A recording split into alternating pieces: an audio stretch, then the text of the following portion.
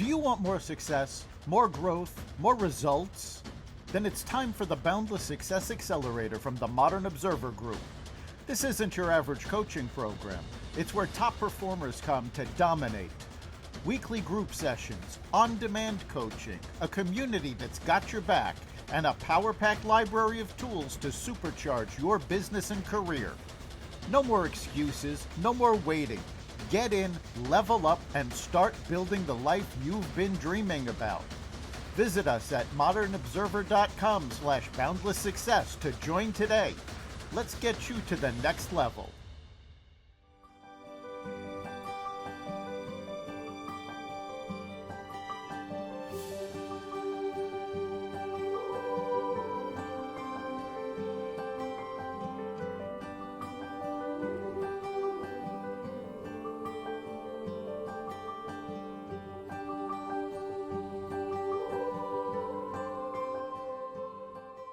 We are lighting the candle, a world that works.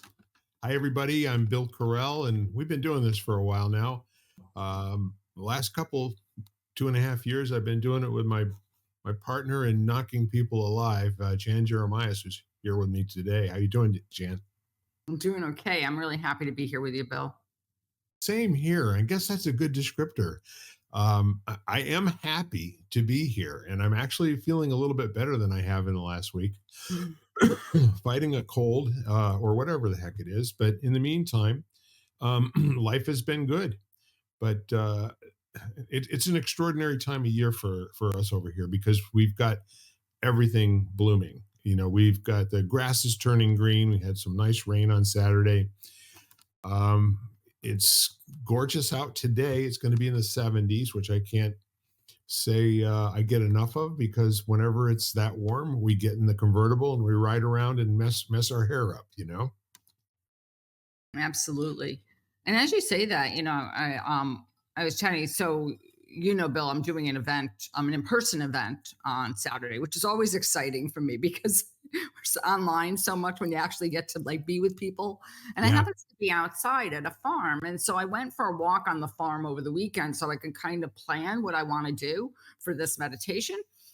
And it was just, first of all, it's like the perfect time because um there is still the remnants of winter. So there's still some areas or some things which have not fully bloomed yet. And then there are other things which are just starting. So you see the stages. And then there are other things which are full blown, like in glory.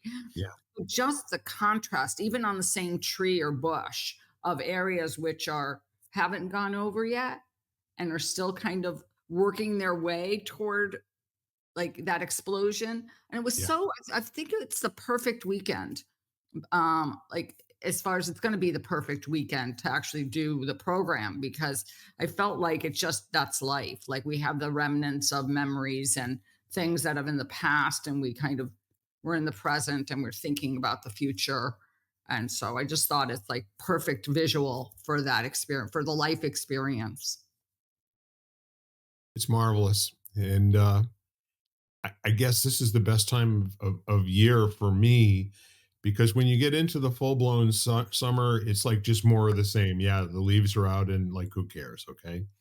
But we go through this period of darkness where everything looks dirty and brown, and there's just no life on the trees, or so just walking around my yard, we've got waves of violets, pink, blue, and white violets that are randomly here and there. And then the neat part of it is this is that time of year when we start getting, dandelions.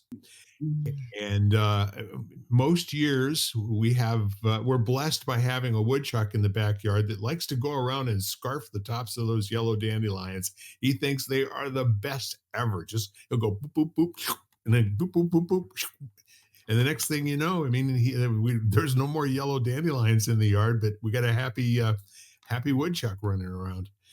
We've been through 2 waves of magnolias. We have these brilliant white star magnolias. They're absolutely amazing. They actually started blooming about 3 weeks ago. And then our southern magnolias started blooming beginning of last week, and they're starting to get towards the end of their time too, because most of the petals are now on the ground. But we've got, I don't know, tulips all over the place. We've got, I don't, it's just crazy. Forsythia bushes, brilliant yellow, love them, absolutely love them. Just makes me feel well. It's like the phoenix, rising from the ashes. Mhm. That's My such a cool thing because it really, really does describe what happens, in the springtime. We come to a climax late in the fall, and over the winter it just lies dormant, and then in the spring, suddenly the phoenix is back again, and it's 5 times more brilliant than I remember it from last year. Absolutely, and I think the other thing is that, just we were talking about it in this workshop I gave yesterday, and it was just this feeling of, I think it's always a very hopeful feeling to me. Like, it brings in this element of hope that even, during the darkest times, there's, like, gonna be a light at the end, Yeah. that through that winter months where everything does happen, and it happens to be so dark and everything, and it doesn't matter, we can have a really easy winter and we can have a really, like, slamming winter where we get slammed with ice and snow and cold, and then all of a sudden, and it still happens, Right. we get that explosion, and so of vibrancy and color and birth, almost renewal. And so it really does, on my little creative project that I did for the Tree of Me project, I wrote down hope. That was the word that I wrote down, hope and miracles, um, Hmm. which came to mind based on this time of year. So do me a favor, because you, before we got on, you showed me a sheet of paper. Just describe that wonderful sheet of paper and what you did with it and what people reported, getting out of the exercise. Sure. So it is a visual, it's a tree, and it has like a line where the ground is, and then there are roots, like the root system underneath, and then the trunk, and then the leaves, which were the heart leaves. And we just asked people basically, a few questions revolved around, um, around this tree, what grounds and supports you. So, meaning things like your values, the people that ground you, keep you, and support you, the practices you might have. On mine, I wrote down, yoga, meditation, nutrition, like the different things that you have that support you. And then what keeps you strong and upright, your strengths, things like boundaries, other elements. And the last is, where am I growing and what am I reaching for? And when we got on originally, I was sharing this with you. There's one thing about, to me, which is the gift of doing a project like this, is it's one thing to say it or to even think it. But there's like a different level of sort of realization when you actually write it down. And then again, and then we have an opportunity for everybody to share if they choose. And then when you share it with others, because then I think it's almost like you own it more. It's Mm. like, there is, like, when you say something out loud versus when you keep it hidden, all of a sudden it's out there in the world a little bit more. And then Yeah. also you have the ability to hear what others are saying. So people like used words, and I thought, oh my gosh, like, I don't have any place on my tree right now that doesn't that's really important to me, and it reminds me of other things that I really consider important and valuable Mm. that I might have forgotten. Yeah. What's neat about it is, writing it down makes it durable. So it exists longer than just hearing the words spoken out loud. And the other part of it is that however you say it, it resonates with people, maybe in a different way than you're saying it, but they get something out of that too. And the ahas come from people continuing to share what they're seeing in their own introspection. And Mhm. a lot of times, especially when you get people who are, um, I'm going to say, highly trained, educated, skilled, also probably used to having the same kind of conversation all the time. When you break out of that homogenous group where they're all, sort of in their usual echo chamber, and somebody else comes in with a new thought, saying maybe even saying the same thing that they've always heard, but in different words. The change of language, is enough to kind of like spark, a little bit of interest and inquiry. Yeah, and I think that was also really special about the whole experience is that with everyone, we told people they could color it, they could like, get creative around that tree, whatever they wanted to express on that tree. And is how everybody's was different. And so I mean, basically, it's kind of like you look at it and you think to yourself, well, how different could people make this? And then all of a sudden you give it, and as everybody shares, and somebody uses stickers, and somebody else just uses, all these colored, and there's like no rhyme or reason. I mean, somebody did this beautiful root so that off of one root came like, which might have been, you might have think have been linked to one set of leaves. So she made, where you could either do it the same color or different colors. And, when it all means something for somebody. And Yeah. for her, that different color, like leaf than the root, sort of symbolize the fact that sometimes we have no idea what's going to happen. Like we put out seeds or thoughts or ideas, and we don't really know what's going to happen. Right. And something surprising happens instead. And so kind of gets us out of this like planning mode and just kind of being open a little bit to like whatever's going to happen. The good So, stuff. yeah, the good stuff. And so in that way, it was really beautiful. And we do a lot of projects like that in these workshops, different ones, but very similar in the fact that we always have a sharing. And usually it revolves something around where we're actually people asking people to express something that they might not either communicate or might only say in words, and they might not express in another form. Yeah. I like it because the word express is really very powerful. The whole notion of self expression. We talk about self care and self love and all the rest of that sort of thing, but the notion of allowing an expression of who you really are in the world, sometimes you can be a little jammed up, with things that are going on, world events, family things, what have you, and maybe not feeling too much like sharing until you get into an environment where not only is it safe but it's fun. You're not risking, by getting something wrong. You're actually creating something, co-creating something with another bunch of people, and like you said, you get on, you don't know where you're going to be getting off, but just have a nice ride, and enjoy the scenery while you're doing it. Just go with it. Hmm. No, and it's so true. And I think there's so much, having you and I think everybody out there has had challenging times. And I think that's the gift of things like art therapy and other forms of expression. And that sometimes, often what we cannot communicate in words necessarily, we can communicate in another form and Yeah. express in another form.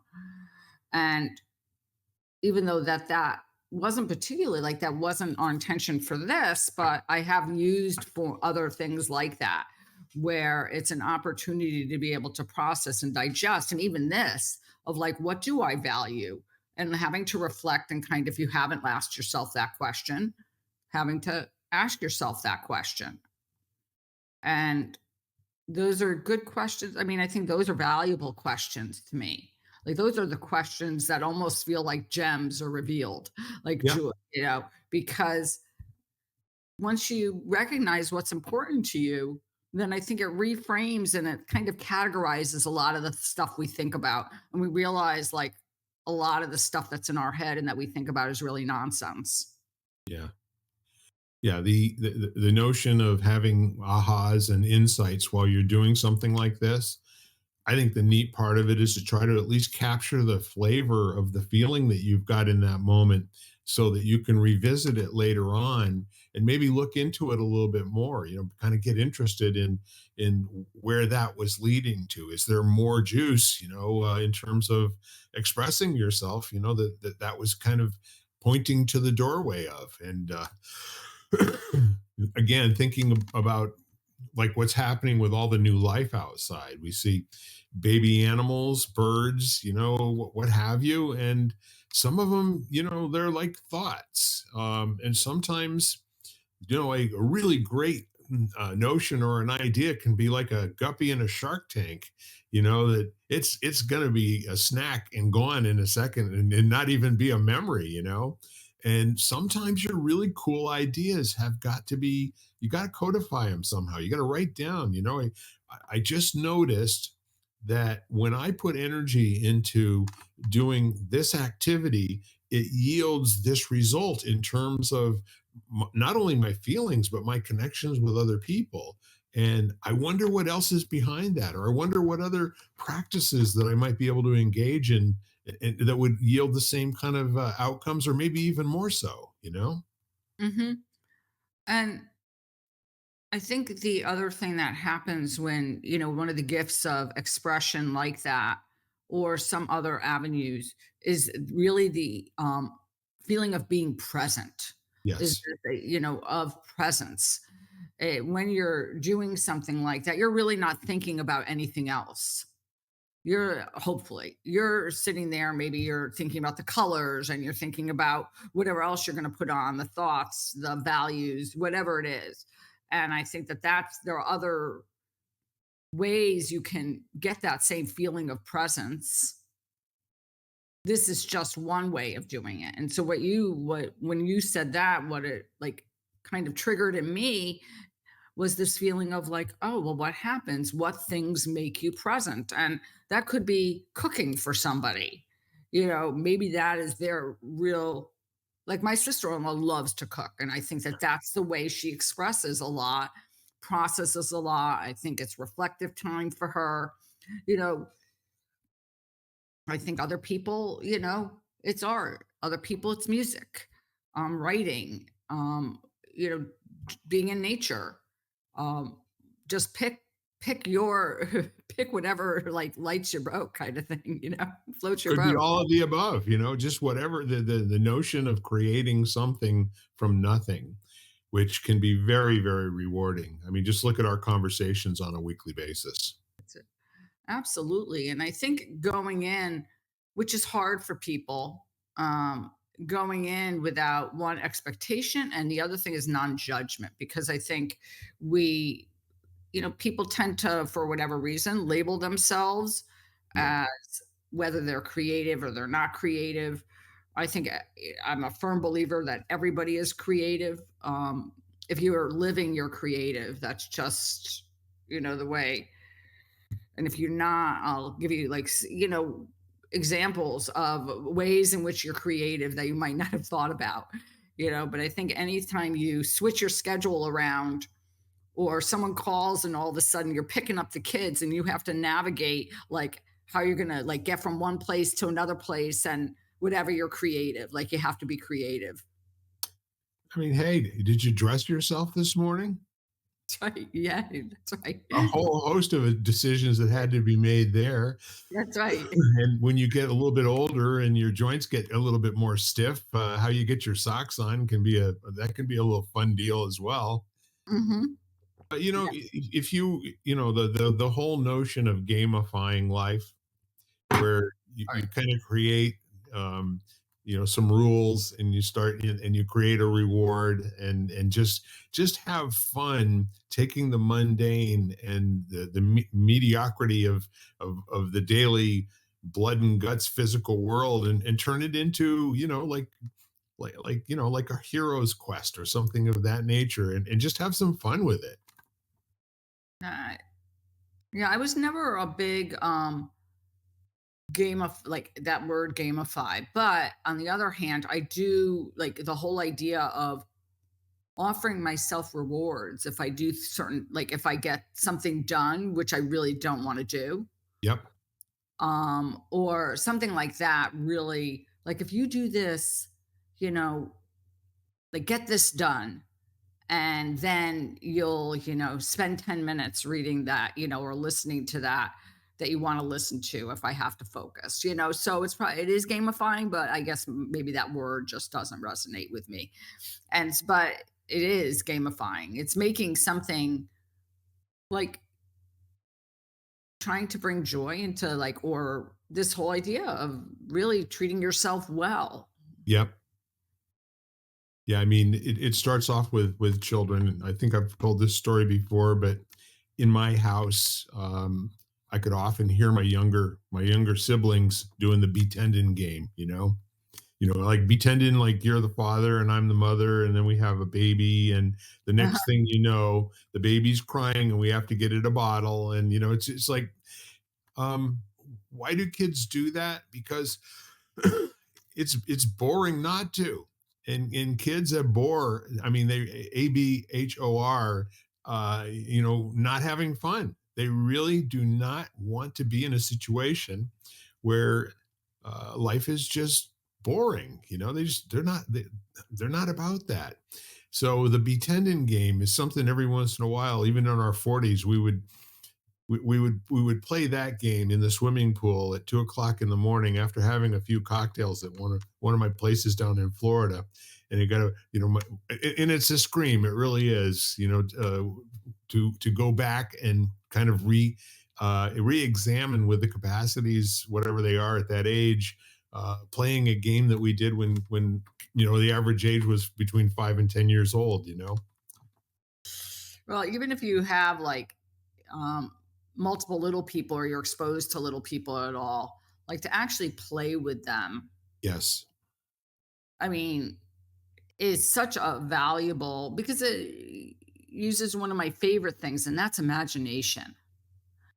Like there's this feeling of that's what you would do when you did like, those house games. It was kind of like, oh, we get to pretend and we imagine and to some extent, even though we are not kind of, we are the dialogue is very much around things that we hear, Yeah. and people were around, but still there is this element of creativity and thinking and just the way kids logic works versus adult logic and which is just precious the way they think of things Right. versus the way we do. Yeah.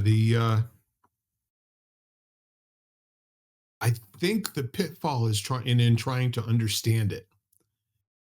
The fun is just playing the game right along with them, and kind of getting into it. Does that make sense?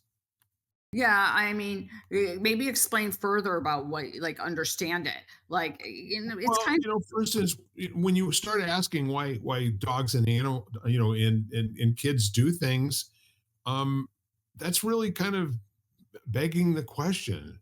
They're not doing it because of a why. They're doing it because it's creative and it's what they're thrown to do. Other things equal, and so a good example is when a dog makes a toy out of something in the living room and goes crazy playing with it for a half hour, 45 minutes until it just drops and goes to sleep. Kids do that too, of, oh, absolutely. And thank you for explaining that because I love that explanation. I think that they play for the sake of play. Yeah, And that's really to me what you're saying. And I love that because I think that that's what we ask people to do when we come to our workshops. We ask people to create for the sake of creating yep, and to try not to attach to the result or and I'm not, this is all a process for everybody. And for me, being in like, depending on your personality, but this idea of getting it right or getting it wrong or how it looks, like we all have those things as we get creative, and right, but then you do get to a point where you're like, oh, you just create for the sake of creating because your mind gets to get a vacation a little bit and you get to reflect and kind of filter out some of the gibberish yeah, and dialogue. And I think kids play for the sake of playing, if no reason. And we were talking about this over the weekend because my brother was asking, or I don't know if it was this past weekend or the weekend before, and he was asking me if I remembered when we would go to my grandmother's, she would have the old Kraft cream cheese containers, which were like silver and metal, and like were made out of metal, Yeah. and she would save them and clean them, and we would use them as like pans and dishes and pots, and we would play kitchen. I mean, that's what we would play. We would, and so we would go in and he asked me if I remembered, and I said, "Oh yeah, of course I remember the cabinet in her house that we would use that was like the refrigerator or the oven or whatever it was, and those containers, and obviously nothing was wasted.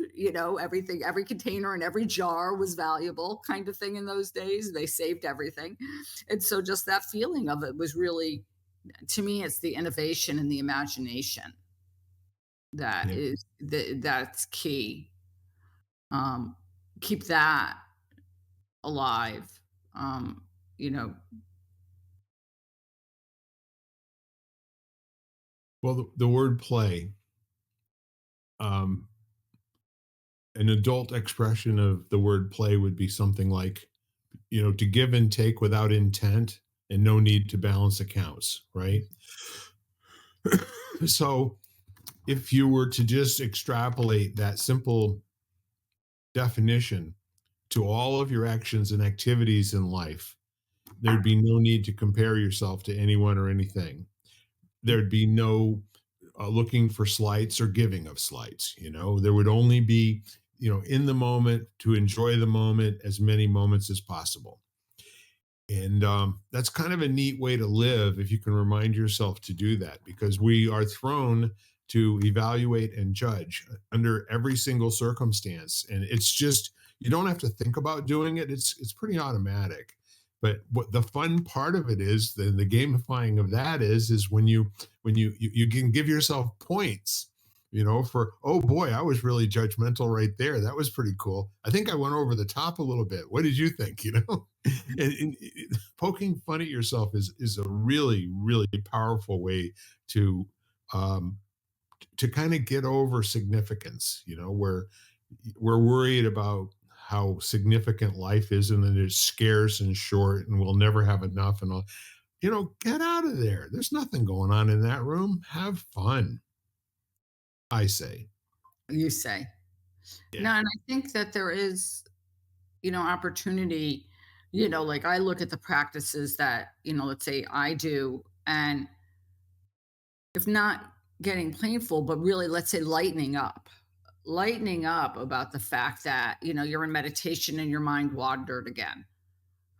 It took me a long time to lighten up about that because there was Yep. a particular goal. The goal was to keep yourself focused, and to not get distracted and let your mind wander into into what someone said to you yesterday and the fact that you were hurt and you got angry and you're still angry at them, and then to Right. redirect. But it's like it becomes a game, and it almost becomes like, even if it's not funny, but it's almost like this feeling of lightening up, or just if it doesn't happen, it's like, oh, there I went again. Like it's like I went on vacation, my mind went off. Let's direct it back. And it's just to lighten it up a little bit. And I look at my yoga practice. I've always looked at my yoga practice, or not always, for the last number of years, as being like that. It's playing.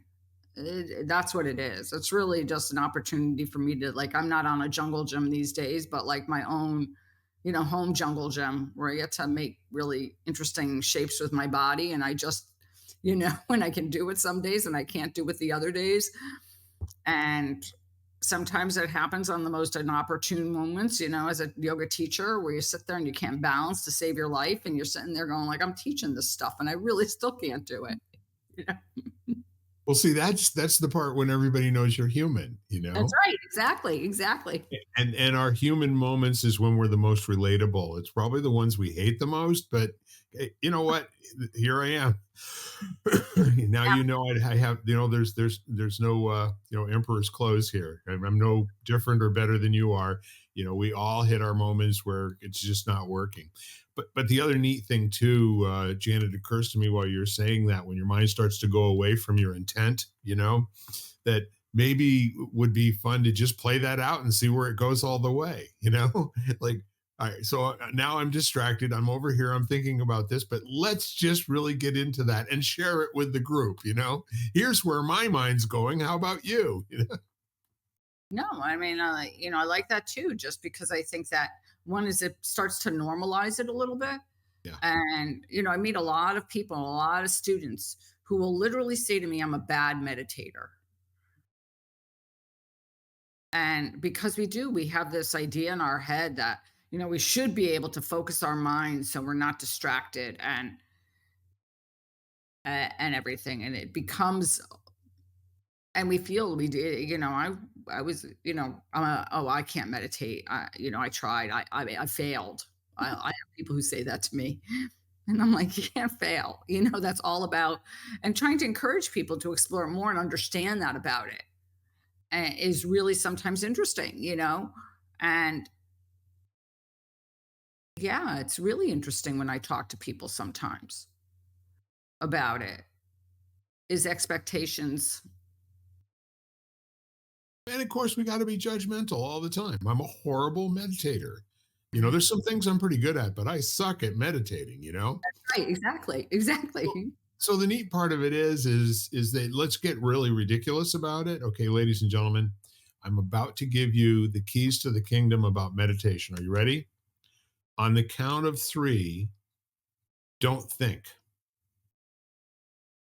One, two, three. How long did that last? So the whole point is that there are things in life that are meant to be an ideal. That means not achievable. That means like something to pursue. There are people who spend their entire lifetime trying to master one part of yoga. And they will tell you that the moments of bliss are, they're literally a handful of seconds where they can really feel themselves being fully present in their meditation and having no thoughts, kind of like being thrown out of an airplane, before you parachute. You get that minute of the wind hitting you at 100 miles an hour with this, the ground coming at you very quickly. There's no thoughts going on in your head at that point. That's the closest that I can recall to when I was just being born of not having any thoughts at all. It was just pure, five senses of reaction.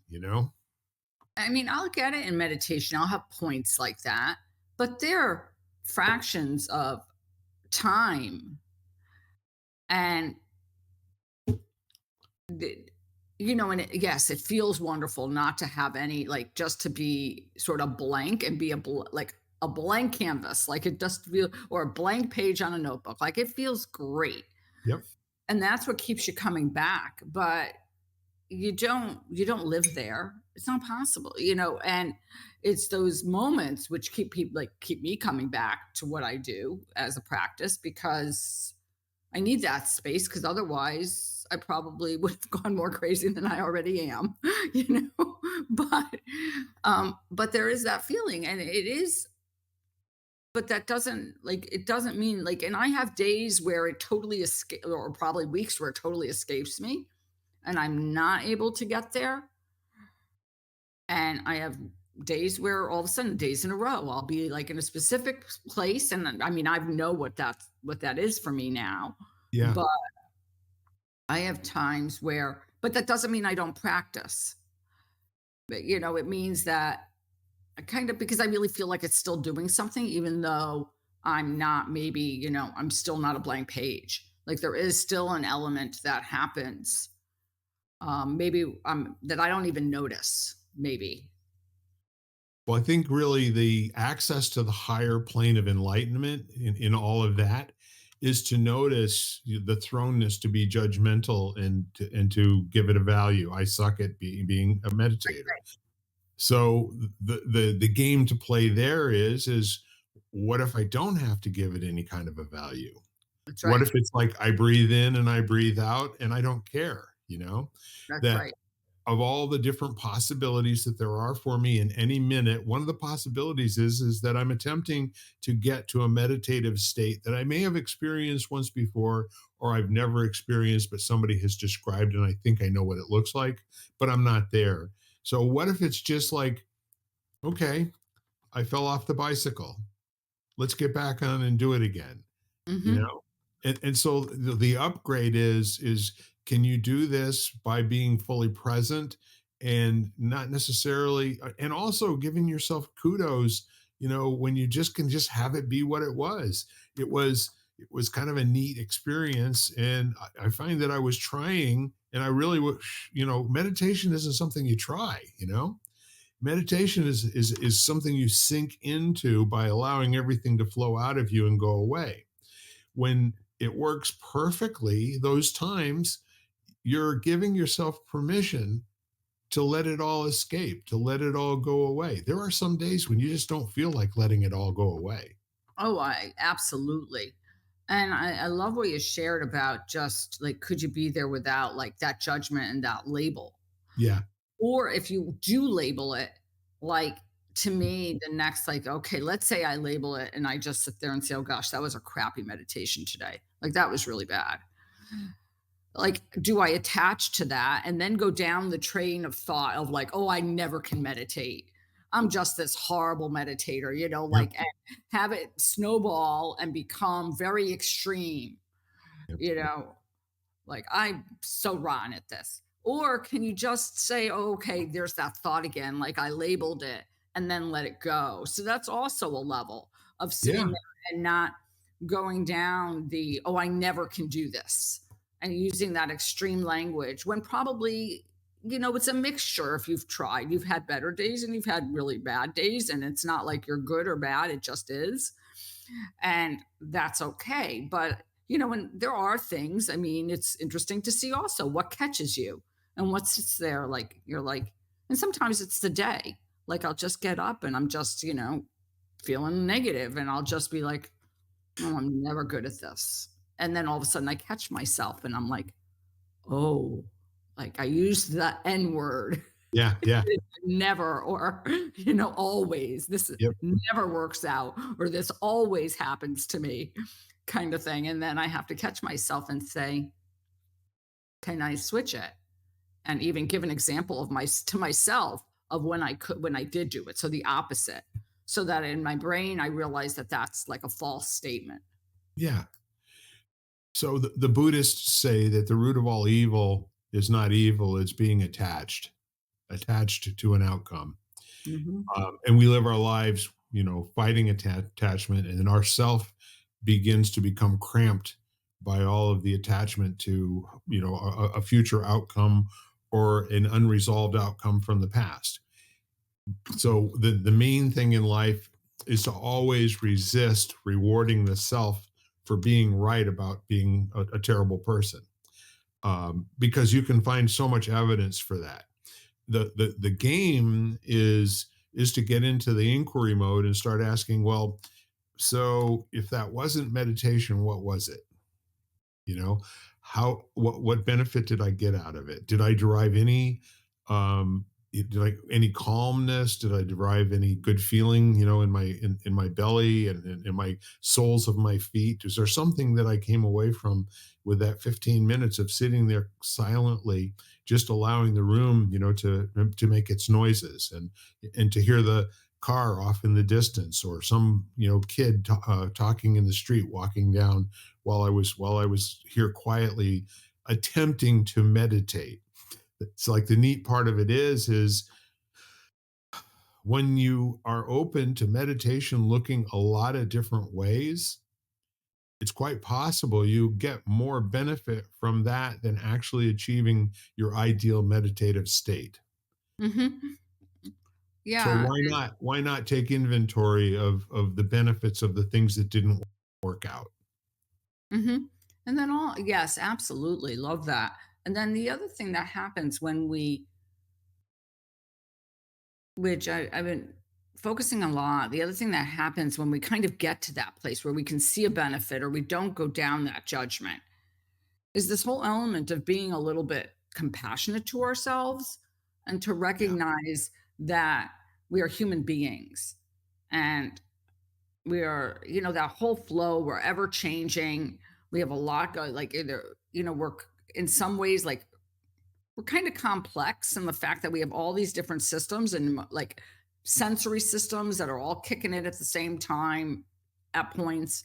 And it brings to me is like, even if you do go down that thing where I'm going to get curious about this meditation that didn't work, and I'm going to sit there and delve and see what I gained out of this. Like, if anything, maybe it was the fact that I could concentrate on my breath for like one cycle of breath, and that's what I got out of it, whatever it is. But also to practice this whole idea of that judgmental, berating kind of voice that kind of sits there and is so self critical that it serves no purpose but then to put you in like this feeling of like high cortisol, like high stress hormones, like which serves no purpose. And take my word for it, I've been there. So, it's a place I've visited often.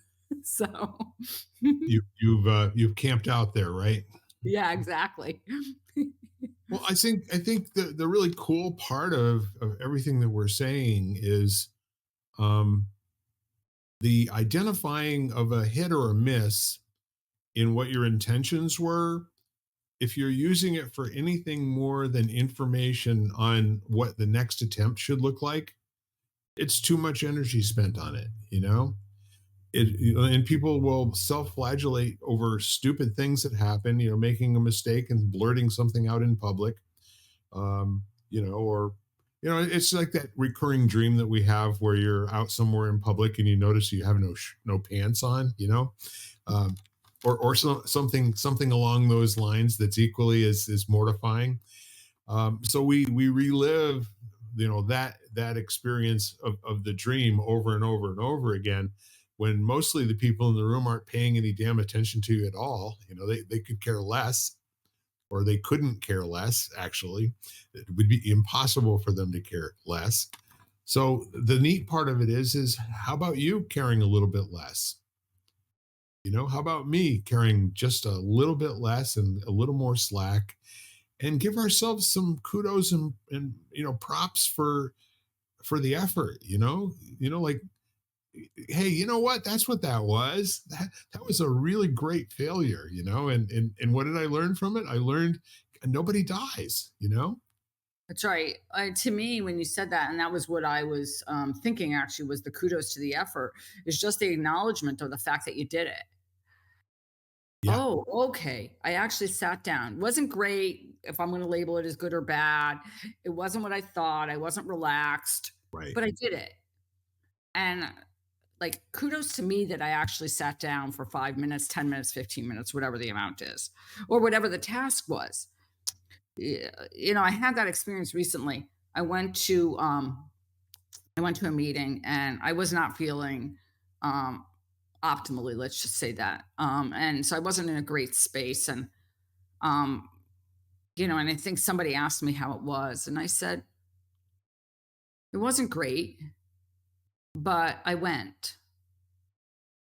Where it would have been very easy for me to sit there and say, oh, well, I'm going to stay home. Because that's what my tendency would be. Would be like, oh, okay, well, uh, I'm definitely not an extrovert. So I would be like, oh, okay, I'll just stay home because that's easier for me. It's more comfortable. I don't have to like say anything out in the public, and I don't really have to talk to anybody or whatever. And having expectations of how I wanted it to go, or just like how I wanted it, and not feeling it. And then I just got home and I was like, well, but I went, and being happy, being pleased with myself for that, and kind of, which was a lot better than what I could have done, right. you know. Yeah, it's funny. Um, I have to put myself in a particular frame of mind to even be able to say what I'm going to say. But there have been times in my life where I was stuck. I mean, so stuck that even asking myself if I wanted to put myself out to get dressed and go be with people, um, I couldn't get that far. And I think, when in the stuck space, the way I'm describing it now, the notion of having a breakthrough would be a little bit like winning the lotto, like no idea how a breakthrough is going to ever occur under these circumstances. I mean, I know clearly what I need to be doing. I know clearly what I should do. I know how to do it. I just don't effing feel like doing anything at all, you know? So there's that. And then when you get into the space of accomplishment, like where obviously you're out of bed with purpose every single day. Maybe Jan, in your world, it's because you've got a week and you've got 5 different groups you're meeting with or something like that. And so now you've got a little bit of spring in your step and all the rest of it. Well, there's no notion of a breakthrough. Breakthroughs are normal. It's like the coin of the realm. When you get to operating at a particular level, it's like, no, we're not keeping track of breakthroughs anymore. We expect that. Now what we're doing is we're causing change in the world. We're working on lasting change for humanity. We're coming up with a cure for cancer and world peace. That's the gig we're working on right at the moment. So, you get into that rarefied air for a little while, and it feels completely foreign to even hear somebody talking about being as stuck as you and I have been, at different times in our life. And that compassion that you're talking about, you have to come almost like recreate how you would feel for somebody that you really, really love and care about when they're in a dark place. And all you can do is sit on the floor next to them and give them a big hug and say, hey, I don't know when, but this gets better. No, absolutely. And I was just having this conversation with someone. I think it was based on our Friday conversation that I my Friday audio Zoom, which is recorded and placed on YouTube that we do each week, Mary Jane McQueen and I. And it was on friendship and about the qualities of being like a good friend Yeah. and what makes up a good friend. And that's what came up was this ability to sit with someone and just be able to sit and basically hug them if they need a hug, but just be there as a presence for them, not not making any demands on them and not expecting anything in return. Yeah. And that's a Yeah. hard place to be often because we can't, I mean, most of the people I know, and I don't want to make this, but the majority of us don't want to sit, like, want to make someone feel better. Like, if we see somebody in pain, it's very hard to sit there and watch them be in pain. But, you know, it's, Yeah. Sometimes that's all there is to do. That sometimes that's all. your friendship is all about being able to quietly sit there and, as you lovingly say, hold space for somebody. What that basically means is that however you're doing what you're doing right now, it's perfectly fine. That's right. You don't need to change anything. When you decide that it's time to change something, that's going to be perfect. If it takes you a while, I'll be sitting here with you. Absolutely. Unless And you tell me a better friend would just go away and leave you alone, because there are those times as well. yeah, and there are those times where you really don't want, when you really do want to be alone. And there are those times, unless you have a dog, and then then they're there because Get better now, mommy. Get better now. that's right, exactly. They're in your face and they're like, oh, okay. Dogs and kids. Dogs and kids, exactly. And I think that and sometimes is the gift. I mean, I was talking to somebody recently and we were talking about, when you go through a real trauma, like having another being that's relying on you often is what gets you out because, like, at all, because you have to, if you have kids, you have to, like, there are times where, for a lot of people, they have to get their kids to school or they have to, like, take care. And then all of a sudden, even if it's just for short periods, or for me, it was like, I had to take Tonka out, or my previous dog out, you know, which, I didn't have anybody else that was going to take them out. So I was forced, in some ways, and not necessarily like, I'm not being negative about it in that force, but sometimes those beings kind of draw us out in some way, at least for pockets of time. So what you're pointing to is you knew the job was dangerous when you took it. The choice about all of those times when you're not going to feel like it was made when you said, "Yes, I'll bring you home with me." That's right. Exactly. Exactly. Yeah, there's no return button. No, but I'll tell you what, your relationship with that animal, Oh, yeah, hey, I mean, you can't describe it. There aren't the right words, you know? However, on your deathbed, you would still get up and take Tonka out to pee, you know? that's right. That's right. That's right. I would. From heaven, I'll be taking him out. Yeah. You know. But yeah, no, I do agree that there's no relationship like that. But I do think that at points, yeah, we are drawn out by others, and then there are times when people just stay with us, and good friends just have the ability to say, that's okay, I like that's why I'm like, that's what friends do. Yeah, there was a Facebook meme I saw, I think yesterday, that said something like, "Thing about besties is whether you're doing something or doing nothing, it's always great." And I It's think, I was thinking having just yeah, yeah. having friends is work. Oh, yes. It is work.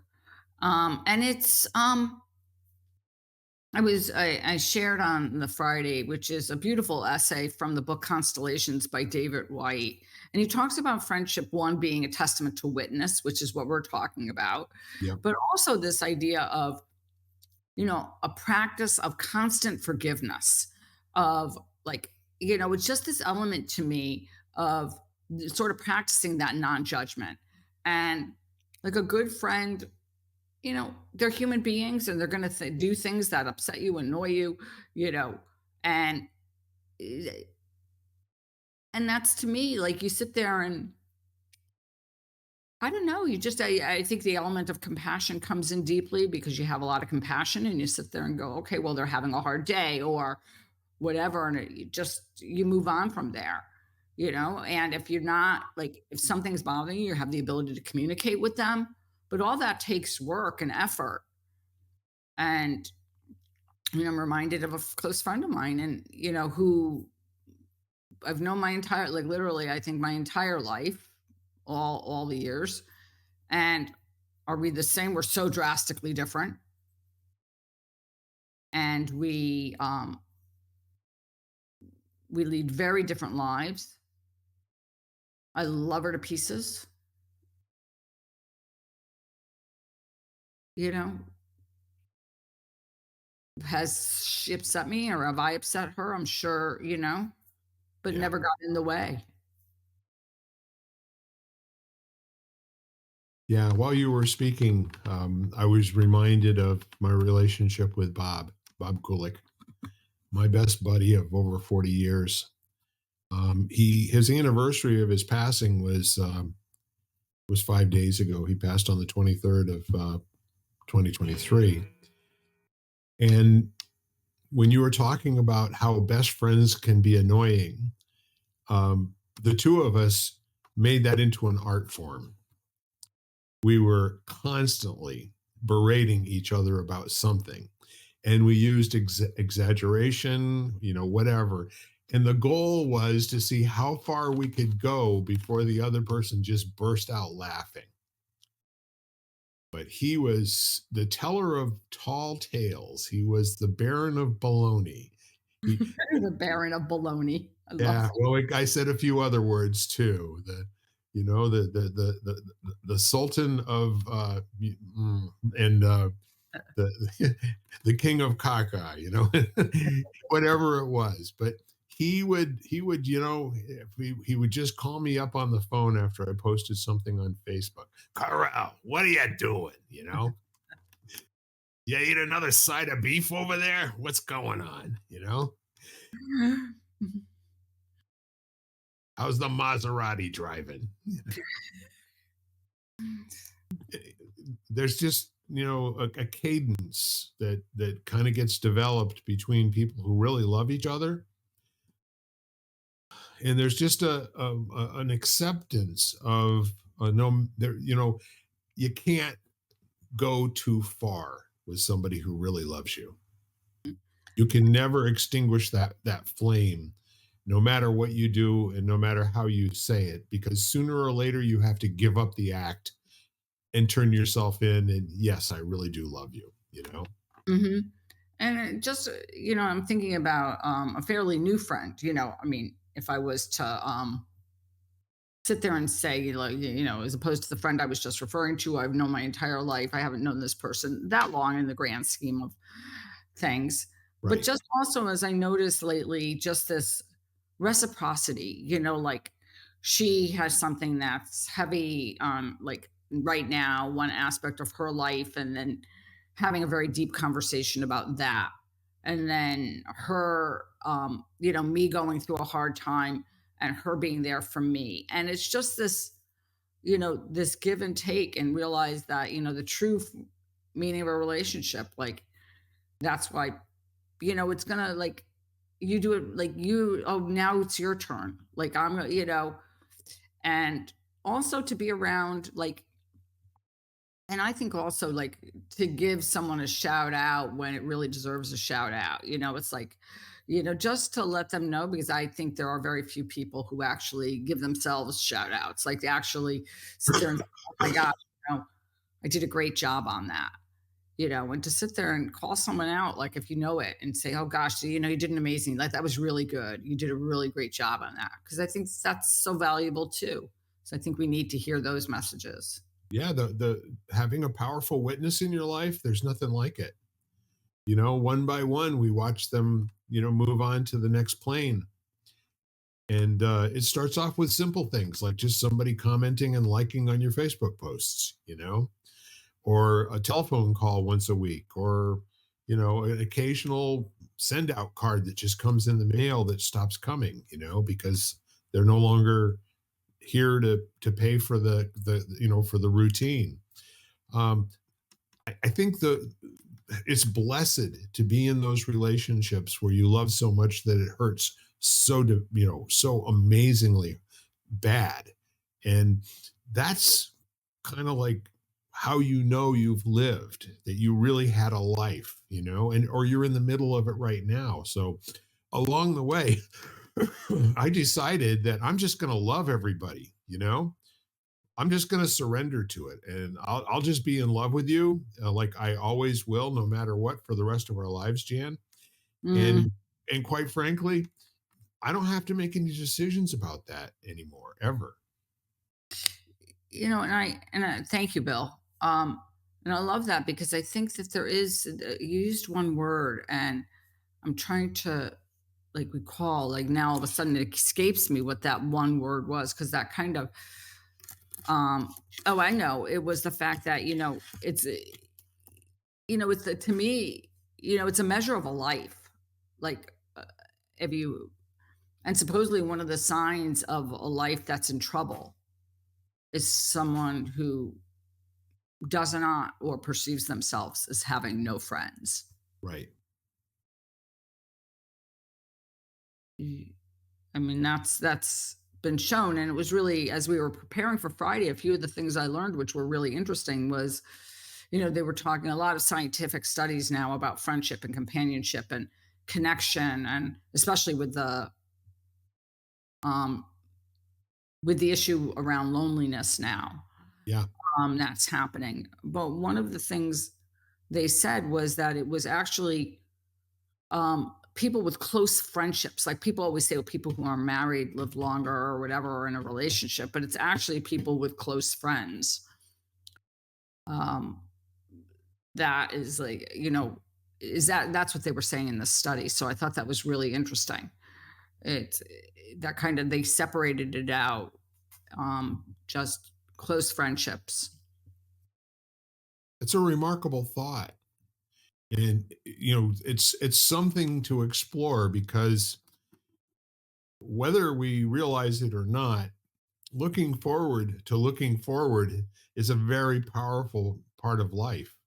If you've got nothing to look forward to, um, that's I think that's where depression starts to set in. You know that you get to that place in life and you're pretty sure that there really isn't anything else good that's going to happen for you.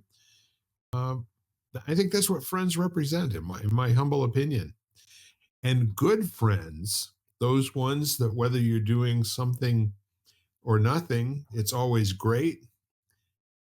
Those are the people that you can just be sitting in a room with, and every once in a while, one or the other makes a noise, and then the other person responds. And you kind of develop your own language. It's not even something that someone else would be able to observe and get it. They wouldn't get the connection. There's maybe an utterance that might be something that's referencing a shared experience from 50 years ago, kind of deal. And Mhm. somebody observing it couldn't possibly even have any idea what you're talking about. Mhm. Especially language of our kids. So I want to break my wife up. All I have to do, there's like four different words, and I can have her laughing in a minute. Mhm. And nobody would ever get it. It would look really like silly. You guys must be smoking something over there, but no, it's just presencing a really powerful moment when a 2-year-old said something profound to us. That's right. You know, but I think there are those words anyway, which bring to mind, and you just laugh, and people like sit there and say to you, like, what's so funny? And it's just a memory that was triggered where you were like, or something that you did or someone else did where you're like, Yeah. which just makes you smile because, and often those are things that we did as kids or who we were then, you know. Yeah. Be tendon. So guess what? What? Yeah, We did it again. I know. I know. Beautiful conversation. But as we ended up with friendship and kids, and we always seem to bring in kids, this whole idea of some of the um, some of the things like that tree of me, which brings back that element of stuff we used to do as kids. Yeah. Yeah. I could see using that tree of me where the roots are now write down everyone in your community that has some sort of an effect on you. And that's going to be your cleaner, it's going to be the butcher at Big Y, it's going to be the server over at Hank's restaurant, it's going to be your cousin out in Colorado who every once in a while posts something on your page, and then it's going to be all of those other people. And now on the leaves, demonstrate the difference that those people make in you. Mhm. What in you works that you give them credit for, that if they were not in your life, what those leaves would not be there. Right. That's beautiful.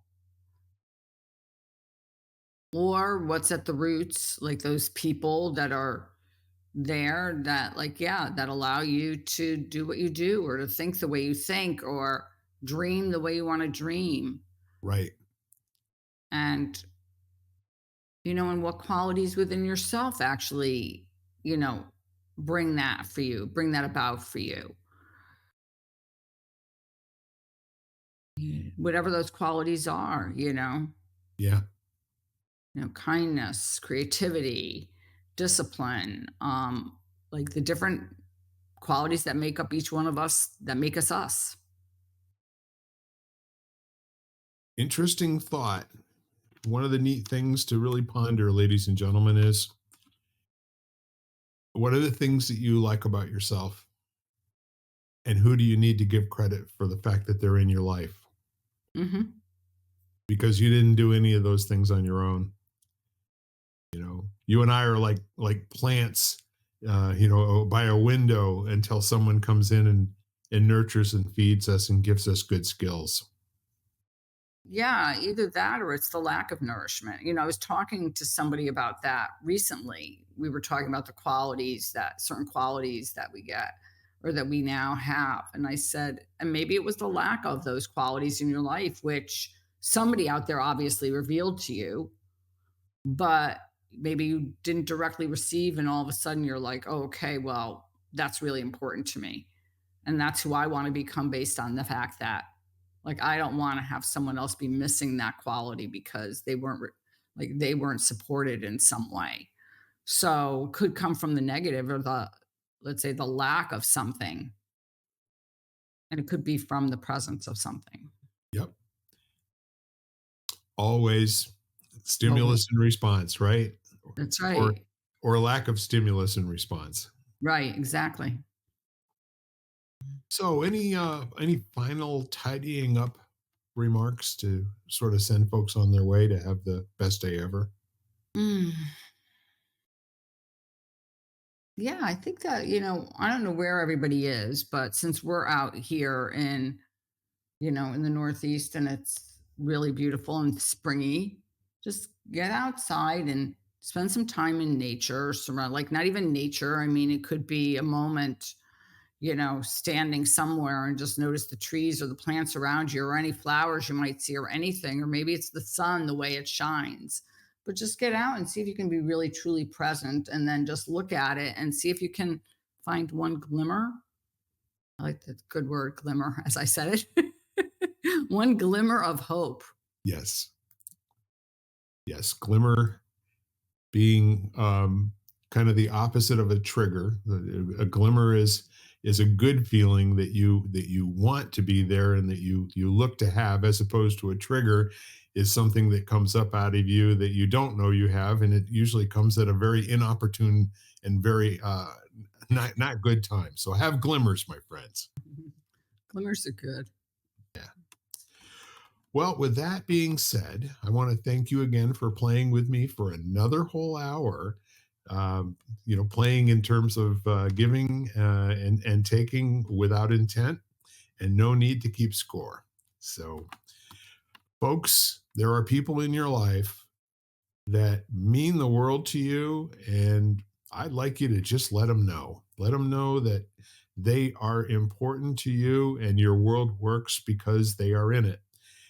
And if you'll do that once or twice this week, that'll tide you over until we're back again next week with some more thoughts and some more conversation and maybe a little bit more love. Absolutely. We are lighting the candle, a world that works. And I'm Bill Correll, and I'm here with my favoritist buddy yet in the Knock 'em Alive work that we do, Jan Jeremias. Bye-bye for now. Bye-bye. You've been listening to Lighting the Candle, a world that works, part of the Xvadio podcast network. You can catch every episode of Lighting the Candle, as well as the rest of the network, at xvadio.com, the Apple Podcasts app, YouTube, Spotify, iHeartRadio, Audible, Amazon Music, and wherever you find podcasts.